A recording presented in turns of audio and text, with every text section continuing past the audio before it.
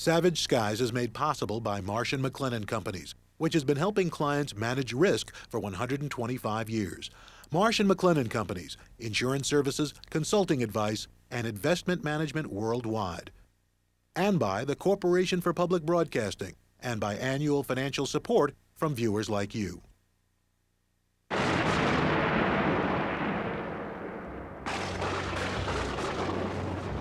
From the earliest times, humankind would look to the clouds with fear. Thunderbolts, whirlwinds, and lightning fueled myth and legends throughout the world. Even today, this vivid theater displays some of the atmosphere's most deadly stage secrets. Secrets whose violence still defies our reason. Of all the sky's family of clouds, the thundercloud is the most dangerous.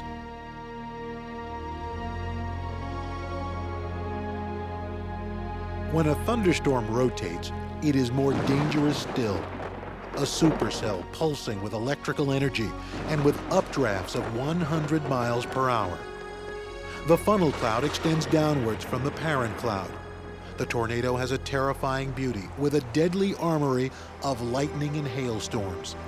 Discolored by dirt sucked up from the ground, it appears as a twisting umbilical cord linking the earth to the sky. Its progress seems slow, but the speed of the internal winds is certainly not. At up to 260 miles per hour, a tornado's vortex can lift a train from its tracks. On a single day in 1925, 700 people died as 7 tornadoes plowed across America's Great Plains. Such tragedies have inspired a quest to discover what triggers this dangerous phenomenon, the causes of which are largely unknown to science. Tornadoes can happen many places, but nowhere are there more than the American Midwest. Almost 1,000 touch down every year.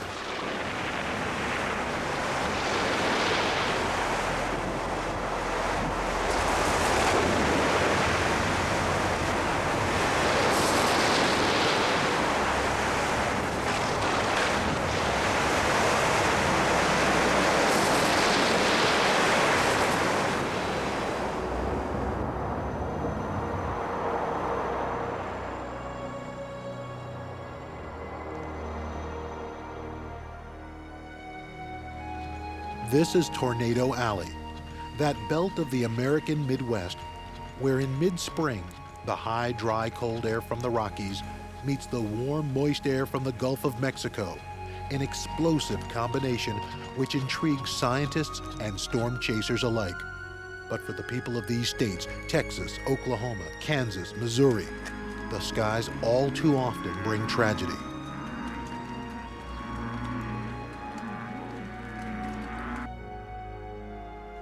April 26, 1991 was such a day.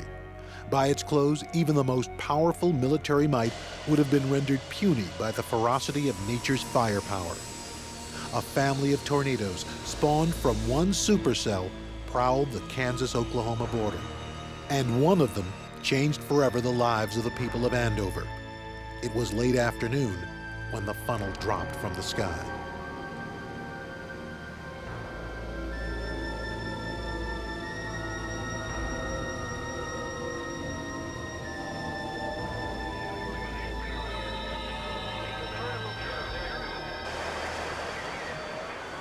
John Davies, a meteorologist, found himself all too close to his subject. Sure enough, I could see a tornado on the ground. It looked like it was about 5 miles distant from me. It was a very dark cloud. The tornado at that point was pretty narrow, but that didn't make it look any less threatening. It was probably about maybe 150 yards wide at the most. And at first it looked like it was coming right at me. And I tell you, I was pretty excited at that point. Oh, hit another house. Hit another house. We do have property damage. The Clearwater Police Department is working. On the corner of 54th and Hydraulic, Myers Garden Spot Nursery had just stocked up its greenhouses with geraniums for Mother's Day. As the tornado tore through, it briefly turned pink. Well, number one, I'm thinking my house is in the way. My home is in the way. My family's in danger. We're in harm's way. It kept getting bigger, coming towards me, growing in size. I wanted to see it moving off to the side, and it wasn't cooperating. I started to panic. Oh, God. Oh, God.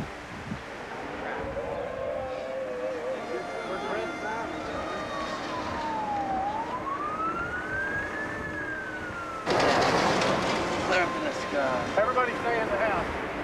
When it crossed this street, I realized it wasn't going to hit me. It's gonna miss it. But it ain't gonna miss part of this area.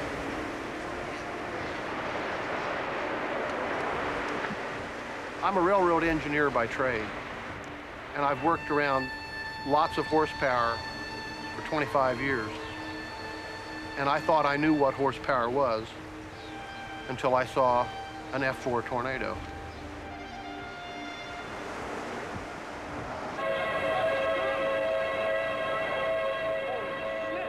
Well, I got onto the turnpike, which is Interstate 35. I could tell the tornado was going to go roughly parallel to the turnpike, and I was behind it.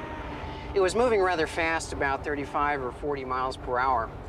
And typically, when you have a tornado moving that fast northeast, you can't stay with it on east-west, north-south roads. But in this case, since I had the turnpike, it seemed like I would be able to stay with it.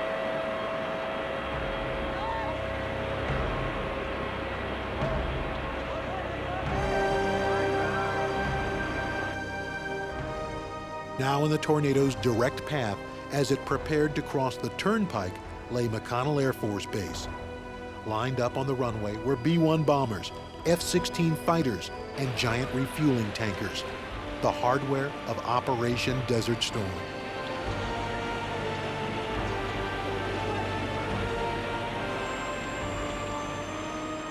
Came right across the airport from south of the Boeing hangars. I expected to see an airplane get airborne without even rolling an inch, but it didn't touch any aircraft down there. And I could feel the pressure in my ears, and the ceilings, suspended ceiling in the office was starting to buffet. You got this on camera? Yeah.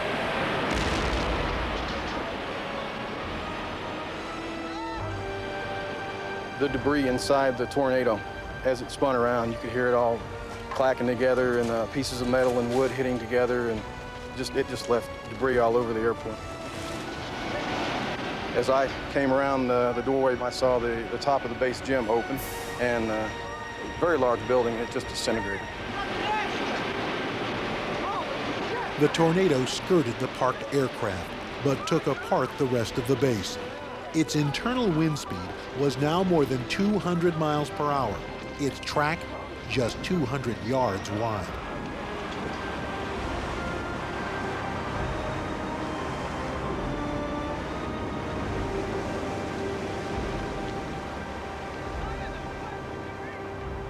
The sky was white, just white color, and hardly any wind at all. And I walked out my door, and I just held my hands up like that. And I seen this, it's just gray, just kind of swirling.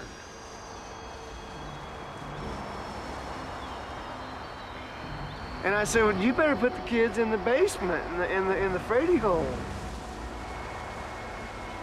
We were forehead to forehead screaming. It hit, just hit like that. Big thumps, you know, big ones. Got back up the ladder. I says, well, hell, the roof's gone. And I got a little bit further up in through the debris. I said, well, hell, the whole house is gone, you know? And of course, there's just trees just like wrapped in like that everywhere. And the house is all down, and power lines and stuff.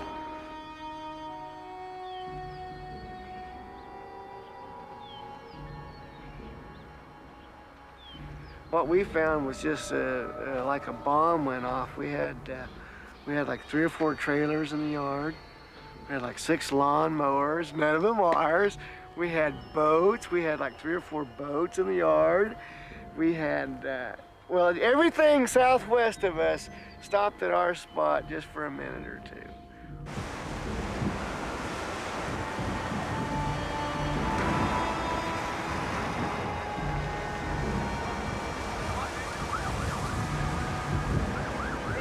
My God, it's gonna hit us! It's coming right towards our house. Regan, that's getting awful close. We better go in. It's gonna hit our house, Mom.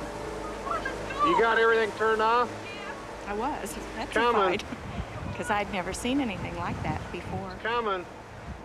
I mean, it looked like it was coming right towards us. There was no doubt in my mind that it wasn't gonna affect us in some way. Look at it. Look at this house. My God, Regan.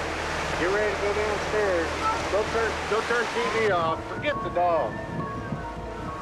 He kept on filming, trying to get the dog in, and I'm yelling at the dog, and I mean, I just think of how paranoid I felt and so scared. Regan, come on. It's still a little ways away. It's not that far. Nearby, in the Golden Spur Mobile Home Park, nearly 600 residents had the clearest views of the twister bearing down on them. Fewer than half of those people would make it to the storm shelter.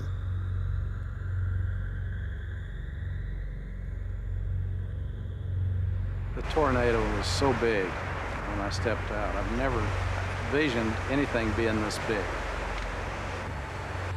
The debris that it was taking up into the air and the destruction that was going on was unbelievable.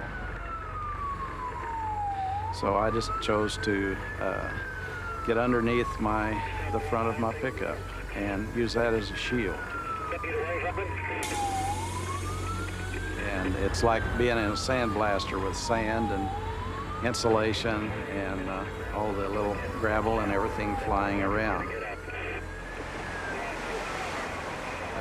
The weather was at war with Mother Nature. Joe Parsley survived under his pickup, but in the cruel sunshine that followed the maelstrom, 13 people were found dead amongst the twisted debris. During its 45 minutes of life, the tornado had covered 50 miles and caused over $13 million worth of damage.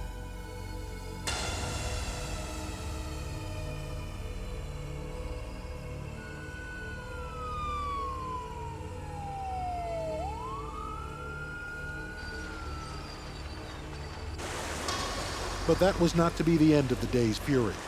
As the Andover tornado lifted into the clouds, a second tornado formed over Lake El Dorado to the east. Television cameraman Ted Lewis was about to find himself playing hide and seek for his life. We started to get into some debris, and I was driving at that point in time, and I just pulled over and very, very normally got out of the car and got the camera out and put it up on a tripod, and then kind of zoomed in a little bit, and then I looked away and I'd look back, and it just didn't look right. And then all of a sudden everything started to act funny. God damn it. And then this noise started to be a funny noise, and then you started to see the sides of it, of a funnel shape. And then right then it just said, this is a tornado. Go, go, go. Shoot it. Better floor it, shoot it. We're all right, just stay hit him. Slow down. All right, slow down. You're okay. Go ahead and stop for a second. You just go slow. Faster? No. Yeah. Lots faster. And so I told Greg, I said, in no uncertain terms, we got to get out of here. And then everything started to change in a hurry, because then everything started to really get crazy, because we were in the path of a tornado. Lots faster, Greg. It's catching us. You gotta go, buddy. You got a blaze, buddy. And we knew what that meant. We knew that meant it's curtains, it's over. You can't stay there. Go ahead of him. Go ahead of the van. We want to jump out. We want to get in front of the van. Get under here. And I looked at Greg finally when we got out of the car at the overpass. I had given up. I've had enough of this thing. We want to ride it out. Get up under the girders. Is that where we want to go? Yes. There was one other family there, and they were as confused as we were by it all. None of us had ever dealt with one. And so they just followed us up, Greg and I, up underneath the overpass.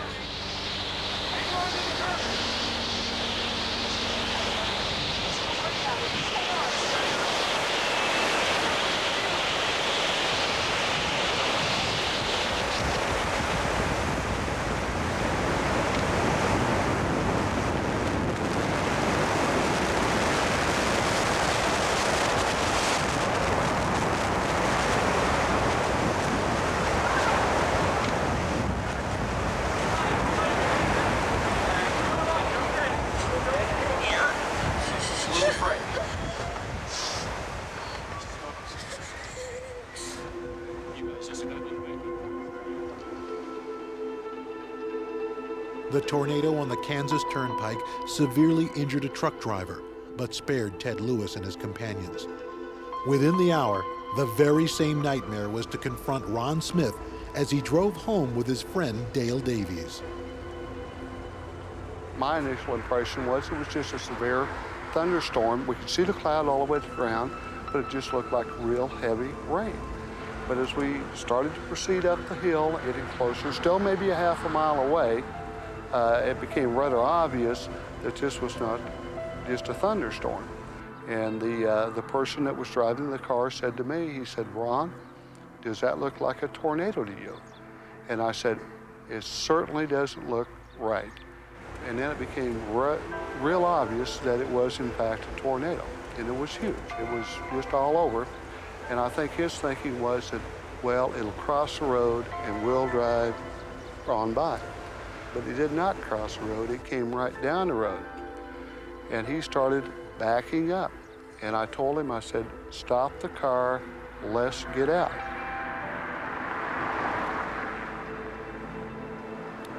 The car started shaking. And when it hit, it was just a tremendous force. We went trunk first straight up in the air. All the windows in the car blew out. And after that, it was just like maybe being in a blender. I remember all kinds of bright flashes in front of my eyes. I knew I was bleeding. My lip was hanging down, and I had spit out 2 or 3 teeth. And I sat there until I finally felt, I had a presence around me, and I could see the tornado going off over the hill. Could still hear it.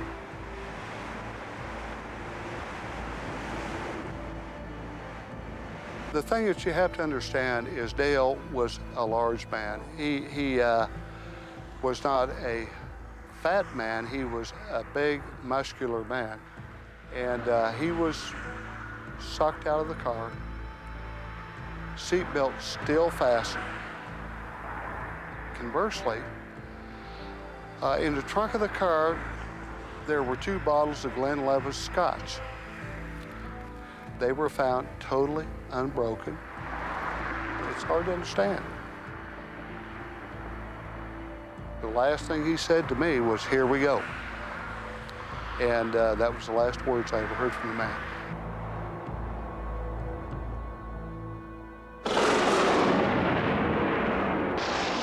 Nature is powerful, human beings frail. In our electronic age, we are increasingly vulnerable to nature's own electricity, lightning. Commercial airliners are often struck by lightning. All new components have to be tested to make sure they're lightning-proof.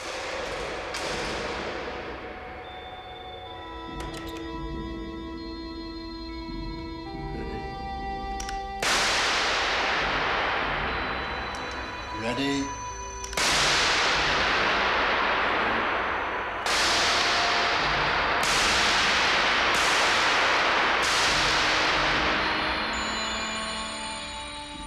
It takes a generator this size to give enough power to produce 1 lightning bolt 3 feet long every 30 seconds. Nature's display is rather more impressive. Ready? Lightning happens when current passes between areas of opposite electrical charge within the atmosphere. Each lightning bolt is less than 2 inches across, but burns hotter than the surface of the sun. It leaps through the air at up to 80,000 miles a second. As the air is heated, it expands at supersonic speed. The result? Thunder.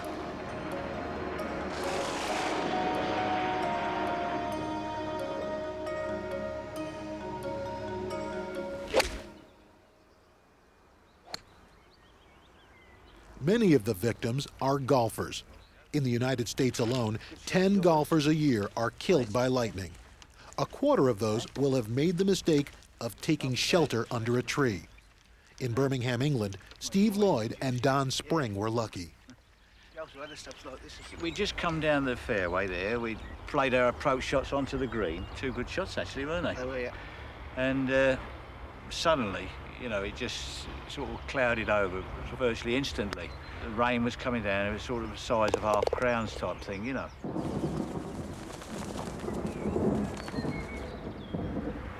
We heard the thunder and the lightning in the distance, and I said to Don that it'd be a little silly to stand under the trees. The chances of lightning hitting a tree on the course where you're playing golf has got to be 1,000,000 to 1. I says, to hit the bloody tree that you're standing under, I says, got no cowing chance. Just as I said that, wham. It just hit me straight in the chest. It just picked me up, threw me back into the trees. And I sort of looked across, and just as he stood there, lighted his fag, so he was laying there, flat out on his back.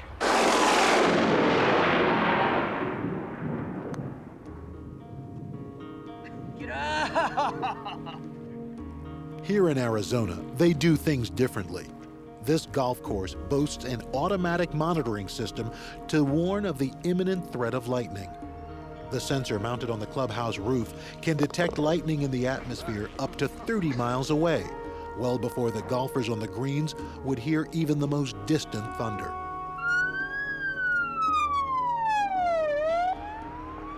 In the United States, an average of 93 people are killed by lightning every year. The golfers are quick to get off the fairways, but the storm is moving even faster, and it's dropping lightning bolts as it comes.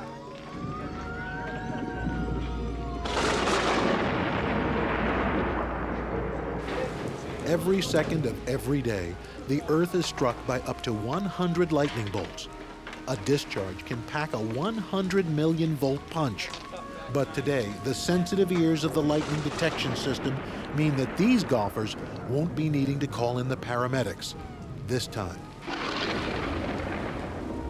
It's sudden, it's violent, and it's an everyday occurrence.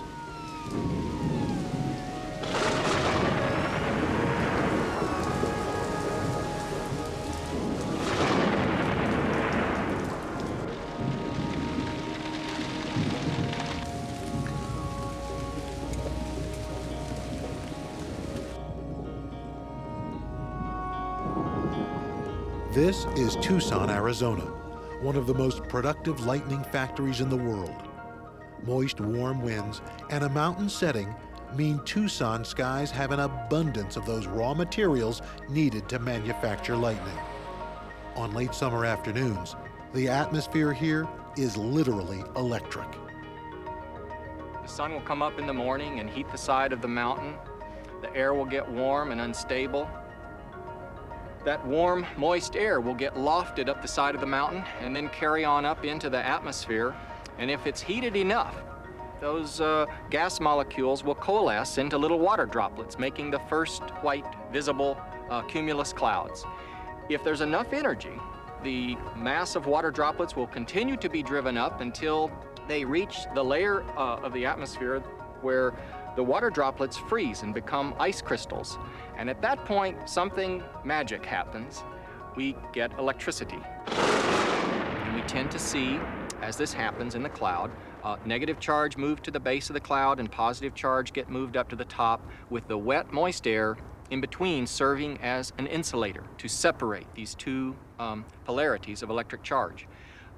This is the same thing that goes on when you rub a comb through your hair and you see your hair stand on end. As this process continues, the electric stress in the cloud gets greater and greater and greater, but so does the electric stress between the base of the cloud and the ground. So if this is the Earth and my hand is the cloud, we see the electric stress between the base of the cloud and the Earth get higher and higher and higher. The negative charge in the base of the cloud induces positive charge on the Earth below. The air only has a certain ability to hold off this electric stress. And when the electric field gets high enough, breakdown begins to occur. We see that breakdown occur before the lightning in the form of some of the charge in the base of the cloud moving down towards the Earth in short, discrete, sort of jerky steps. And we call this process the step leader. And what the step leader is doing is moving some of the charge from the base of the cloud towards the ground.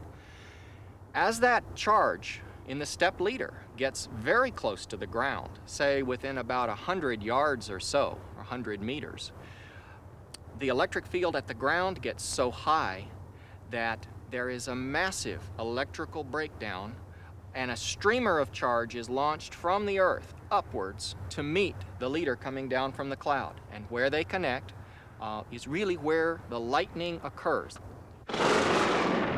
But science still has not come to grips with the most basic question of all. What makes the atmosphere electrically charged in the first place? We still don't know why clouds get electrified. We know something about the electrical processes that go on, and we know that there are several different mechanisms that can separate charge in a cloud, but we don't know which ones work under which circumstances, and maybe which ones are most important. This is a fundamental problem. Why do clouds get electrified and make lightning?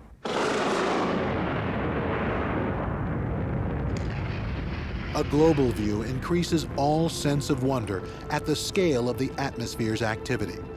At any one time, there are some 44,000 thunderstorms worldwide. The space shuttle's cameras have begun to reveal possible patterns among them. Yeah, when we first started seeing some of the storms, they appeared to be what we call sympathetic lightning. You'd see a storm maybe 1,500 kilometers away from another storm, and this storm would begin to pop off, and then the other storm would begin to pop off. And so it looked like one was talking to the other one. Oh, we actually see the storm lighting up, and the flash rates increase and then decrease, and then flash rates increase again. Most of the Earth's lightning is concentrated in the tropics, discharged in giant thunderstorms fueled by the humid air of the rainforests. A 3-mile wide storm here will hold 500,000 tons of water. Some scientists now believe that the destruction of these primeval rainforests may inadvertently upset the global electrical circuit. The delicate balancing act of the atmosphere may be damaged in a way we don't yet understand.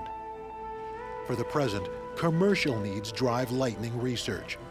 It may soon be possible for every single ground strike to be monitored by a sophisticated web of detectors. 40 million bolts hit the United States alone every year. Knowing where they've struck will save lives and save money.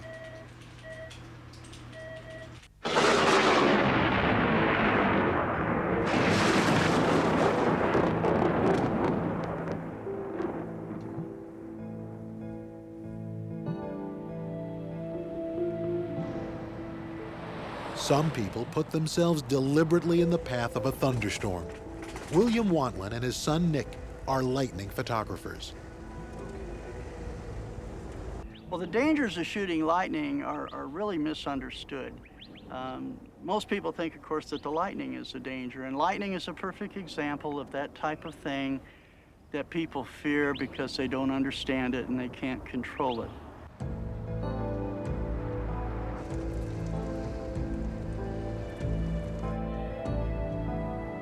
The big dangers to lightning photography are falling in an old mine shaft, getting caught up in barbed wire. Just about any kind of plant or animal around this place bites or stings or poisons. I generally carry a sidearm with me when I'm out. I like these cotton fields. We've run onto dope dealers, we've run onto alien smugglers, and just all sorts of folks that might be interested in causing you harm. And they're more of a worry to us than the lightning is, quite frankly. Well, it's beautiful. Look at the color of that. Look at that rose light coming up out of there.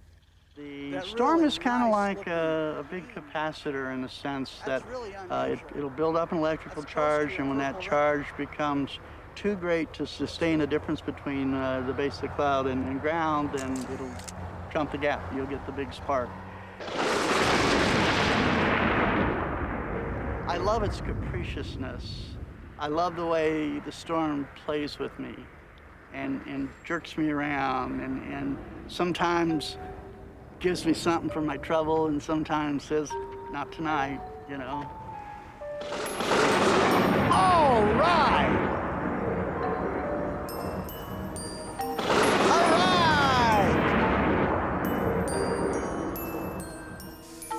For 8 years, the sole purpose of these pilots was to get hit by lightning.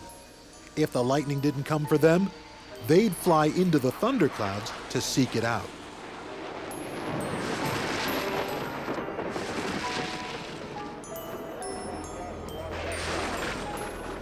The number of times I was struck by lightning was around 265 times. When the lightning would occur, typically you get a bright flash, you get a snap, like someone snapping a finger in your headset. 5, 4, 3, 2, 1, 0. All engines running, commit, liftoff. NASA started its lightning research when Apollo 11 was struck on takeoff. I'm not sure if you get hit by lightning. Fuel cell lights and AC bus light, fuel cell disconnect, AC bus overload. The research program showed that the lightning was actually triggered by the vehicle itself traveling through the charged atmosphere. And it became clear that jet aircrafts could do exactly the same thing if they followed the usual practice of flying high over the storms. Our rule was go high and fry. You know, if you go high, you're probably going to trigger a lightning strike in an active thunderstorm. You have sharp points on the aircraft, and that concentrates the electric field so much that you start to get leaders that come off from these little sharp points. And these little leaders then go off to charge pockets in the cloud, positive and negative charge pockets. And all of a sudden you formed a complete electrical circuit through the aircraft, and you get electrical discharge through the vehicle. And we were the first to be able to prove experimentally that aircraft do indeed trigger lightning strikes. You could hear the airplane sometimes we call oil can. You could hear the metal flex as the current would flow through the aircraft, and the magnetic field would cause the skin of the aircraft to flex. The most spectacular strike I ever saw was in the first 2 years that I flew in the aircraft, where it struck the nose boom, it then swept up that splitter plate that you see between the bulletproof glass and the windshield, and it came down the metal strap over the top of my head. And at that point, I saw helical coils of plasma breaking apart as the lightning flash came back right over the top of my head, and it was like in slow motion. Now, 2 strikes. 2 direct strikes to the aircraft in succession to the nose boom, all triggers.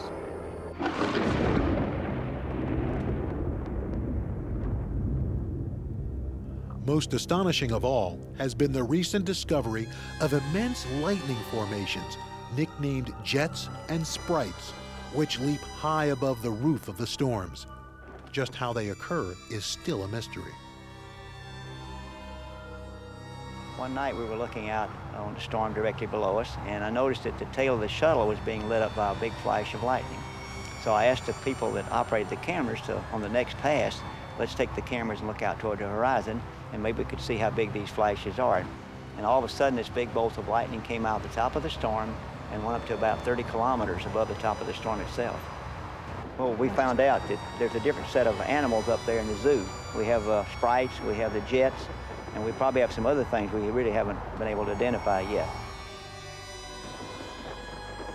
It seems that these amazing phenomena have been seen before by a few pilots at very high altitudes, but they had stayed silent for fear of being disbelieved. A lot of the pilots before didn't want to talk about them because they were afraid they might be grounded because they might be accused of hallucinations. And a couple of pilots have told me that they were afraid to be taken off flight status if they talked about these kind of things. The sprites are very large, look like giant jellyfishes with red in color, and they have green tentacles hanging down. They go up to about 95 kilometers. They come down to about 65 kilometers. The jets are more unique in that respect because they tend to come directly out of the top of the cloud. They move up about 100 kilometers per second, and they go up to about 33 kilometers in altitude. It's like a riddle. We're trying to solve a riddle, but it appears to be something like a plasma discharge or something of that sort. It's a unique phenomenon.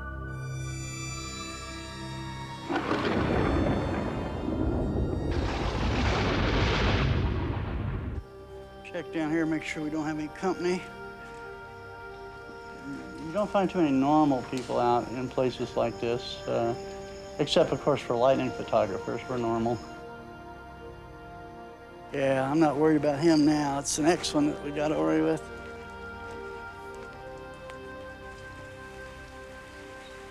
All right! Look at that! All right, all right. Some of the time I'm talking, I'm counting. And sometimes I'm not talking to myself so much as perhaps talking to that guy up there that controls all this stuff. Thank you. Just what I wanted. Right, kind of asking him politely to place a bolt in the spot I need it for the particular picture I'm trying to compose. And seems like lots of time he does it for me, you know. It's very, very considerate. This?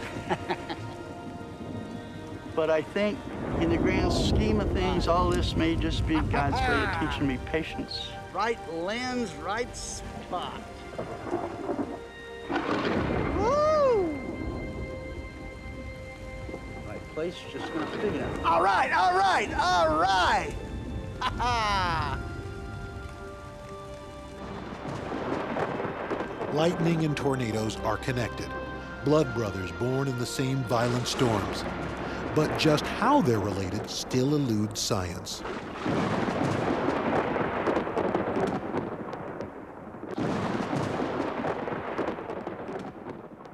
Rain or hail curtains wrapping extremely rapidly right now. 11:30, right ahead of us, and very dark ahead.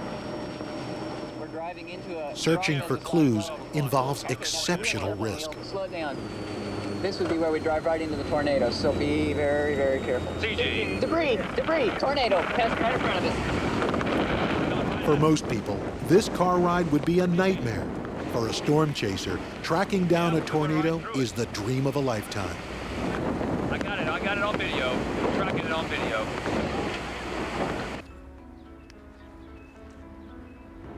The chaser who captured that tornado was Eric Rasmussen. For the last 15 years, he has been the head of Operation Vortex, a government research project that is investigating the most fundamental questions about tornadoes. Well, in Vortex, we're trying to find the answers concerning how tornadoes get to the ground. As the thunderstorm grows and encounters winds from different directions up through the atmosphere, and the thunderstorm can begin to rotate, and that's the kind of storms I'm interested in, the ones that rotate as a whole. And then that process continues, the rotation gets stronger, a tornado may form, and several tornadoes may form in succession. As a scientist, when you see things you don't understand, you tend to get curious and want to try to investigate them and understand them. Well, just torn up. I drove home. You must have a crappy windshield, because we got hit by a couple of times. But the attraction of the tornado is primitive as well as scientific. For some, the chase is an end in itself. Jack Corso and his partner Tim Dorr are frustrated chasers from the big city. In his real life, Corso is a New York mailman. For his annual holiday in the Midwest, he takes on a different life and a different name. My name is Jack Thunderhead Corso. I'm able to capture thunderheads maybe about 30, sometimes 40, even 50 miles away on the horizon. And when people looked at these shots, they say, wow, you really are a thunderhead. The name stuck.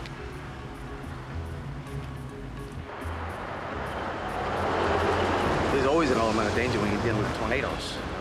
As you can see, what a tornado can do, it can level a town in a matter of a few minutes. So the idea is to catch the tornado, don't let it catch you. Because if it catches you, it's over.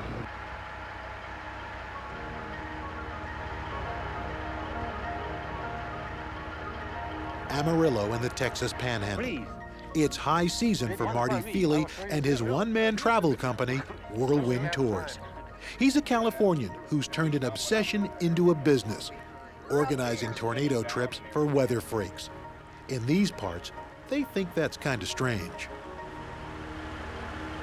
The Texas Panhandle is well known as a wonderland of severe storms. You have great visibility, high elevation. Sometimes just the elevation itself can cause storms to form because the wind is rising from the Gulf, from the southeast, up in upward terrain. Japanese? No, en portugués. Meia hora. For Brazilian Antonio Caridad and his wife Rumiko, there's a lot riding on this trip. At 72, Antonio has been tornado hunting for over 40 years, yet he's never seen one. Antonio and Rumiko are here for the third year, all the way from Tokyo. He's spent something around $25,000 here in Tornado Alley. He's just had some bad timing and bad luck, and frankly, he's running out of time. I want more than anything to get a tornado for Antonio. As tornado chasers go, Eric Rasmussen doesn't travel light. His team of 20 vehicles, including a mobile radar and a plane, are packed with electronics. Probe 1, did you copy? Yeah, Probe 1 copy. Probe 2? Probe 2 copy. Probe 3? Probe 3 copy. Probe 4? Probe 4 copy. Probe 5? Probe 5 copy. Probe 6? Their satellite observation says the best chance of tornadoes will be north of their base in Oklahoma. Progress is stately. Government employees need to observe not only the weather, but the speed limit. Turtle 1. Your number 1 storm chase team says, all sides point, go west, young man, go west.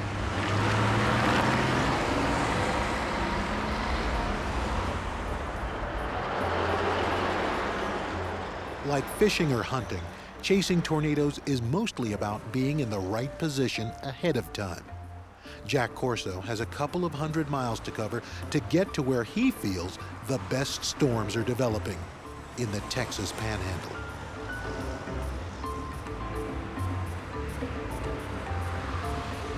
But Marty Feely's gut instinct is telling him to head north towards Kansas. Tornadoes rarely form before late afternoon, when the surface air has been heated through by the sun. Antonio can put his adrenaline on hold. Keep going. I think you'll be on the left. Get on the left. All right, go up a little bit. Oh, that's perfect. What a pose. Jack Corso is quietly confident that he's heading the right way. Faint static on the car radio gives away the distant approach of thunderclouds even before they're visible on the horizon. What you're hearing is a lot of lightning discharges in the form of spherics that's coming over the airwaves on the AM band. And each one of those cracklings is lightning. Whether it be intercloud, sheet lightning, cloud to ground, or a combination of such. What that means is we do have thunderstorms that have developed and are in action as we speak. The Vortex team is also scanning the horizon, but their observations are rather more sophisticated.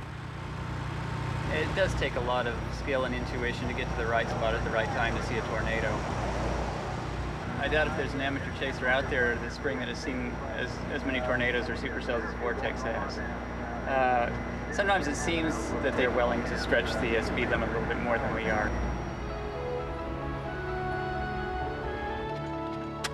Meanwhile, the smooth-running machine that is Marty Feely's Whirlwind Tours is developing a persistent grumble. I come here to see tornado. I like to see one. Once again, the National Weather Service has issued a tornado warning effective until 4:30 p.m. Central Daylight Time. That's like 2 hours if it stood still, but it's not. The storms further to the south would get the better moisture anyway. The day is starting to perk up. The National Weather Service has declared an official tornado watch for the area. There's a small storm going up the south there. You see the top? Up top there. Yeah. And something over to the west here. We can only see the anvil, not the tower. That's where I'm really hoping for something down here, and it looks like they're starting to harden up down that way. I think in this position our chances are very good. Well, we've got a storm to our south here, which is developing. We got one to our west that's developing. So we are in the early stages of a beast, I hope. One of these two.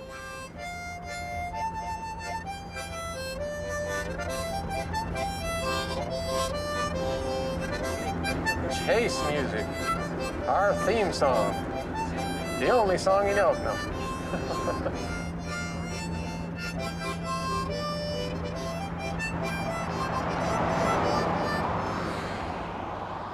Hey, it's starting to look through that little hole there. Look through that little hole in the strata Q. Yeah. All teams FCC's Q building now. We're looking through a little hole in the strata Q to the northwest.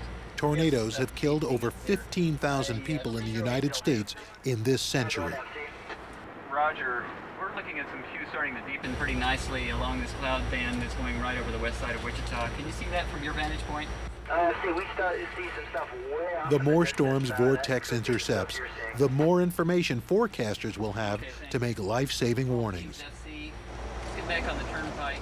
Storms by their very nature are volatile and unpredictable. Unlocking their secrets will never be easy.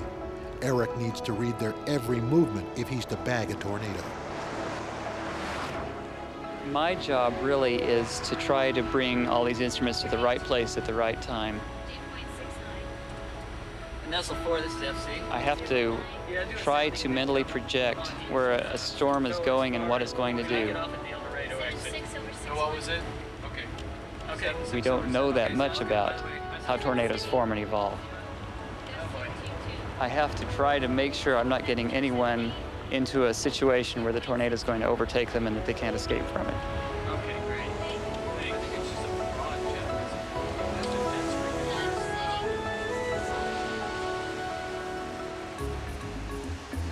Jack Thunderhead Corso is in the wrong position. He's to the north of the storm's path. Any tornado will be to the south and west. Between him and it lies the supercell's violent path. Corso's solution? To punch through it. I see it. It might be right here. Pole punching is coming in from the north side of the storm through the rain and hail precipitation area, where you cannot see what's to the south side, which is the wall cloud. You know, right where we want to be. I mean, we're in the danger zone. We are right under it. We took a very dangerous shot and went right under the wall cloud. What will happen is if you're in a dangerous position coming through it, you'll come out of the core and you'll see the line of clouds, and right to your 10 o'clock position, if you're heading south, will be a big F4 tornado on the ground, and you can kiss your rear end goodbye.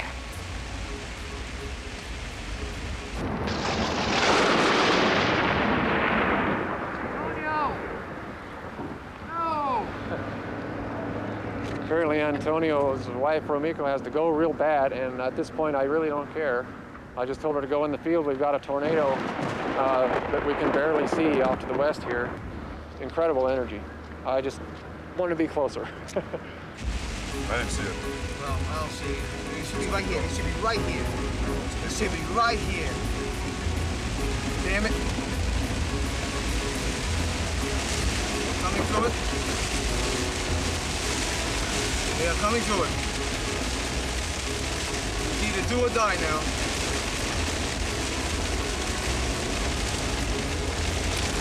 There's no tornado. Nothing. And the elements have also outwitted the professionals. Not even any fun to be had at this point. We're calling it off. There are no more storms.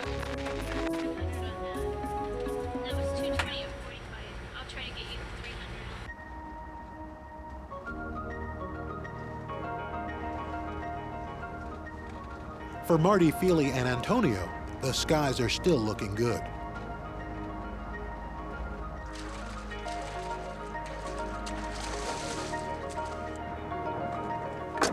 Look at this cone shape. Oh, this is phenomenal. I'm having chaser orgasms. This is the beaver tail up here, almost overhead. It's racing in like crazy. This is one of the best storms I've ever seen in 12 years of chasing. It's a big, huge rotating updraft and wall cloud over there. If it doesn't make a tornado, I have no explanation why. Well, like I've told Antonio many times, well, I got us here, now it's up to Mother Nature. I like tornado. It's beautiful, this. All right. Yeah, well, it's blowing out.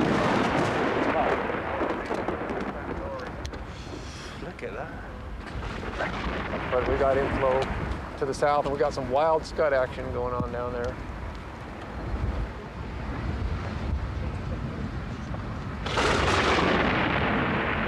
It's so violent, I don't know if it might drop one anywhere. Oh, they're one a big one. 1 inch. 1 inch stones coming. You're gonna get knocked in the head. 1 inch hail. It's gonna hurt. Mind your head. All right. Everybody in?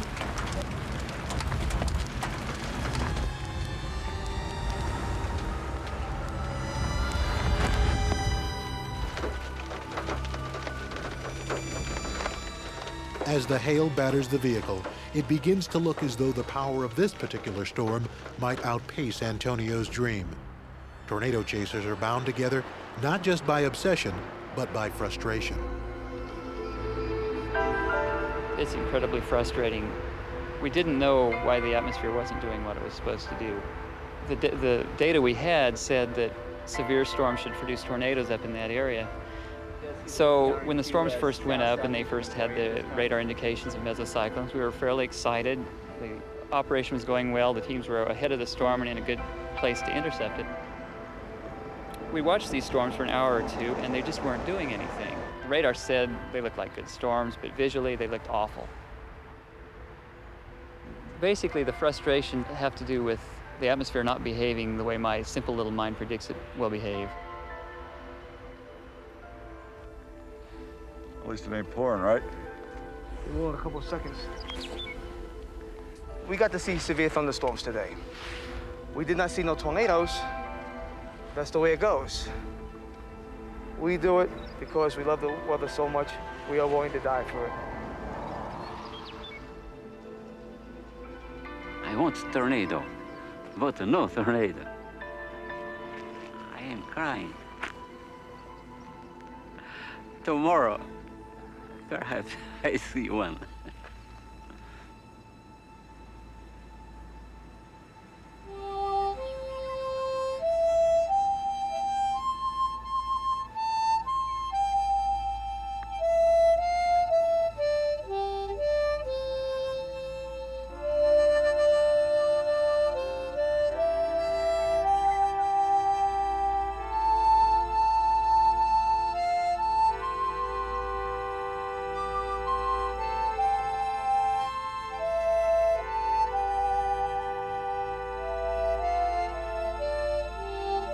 Years of dreams, but at last for Antonio, they were about to come true.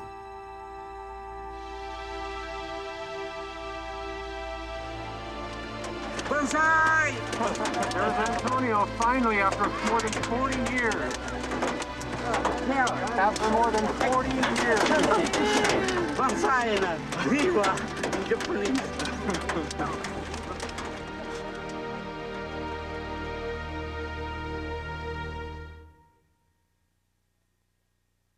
Savage Skies is made possible by Marsh & McLennan Companies, which has been helping clients manage risk for 125 years. Marsh & McLennan Companies, insurance services, consulting advice, and investment management worldwide. And by the Corporation for Public Broadcasting, and by annual financial support from viewers like you.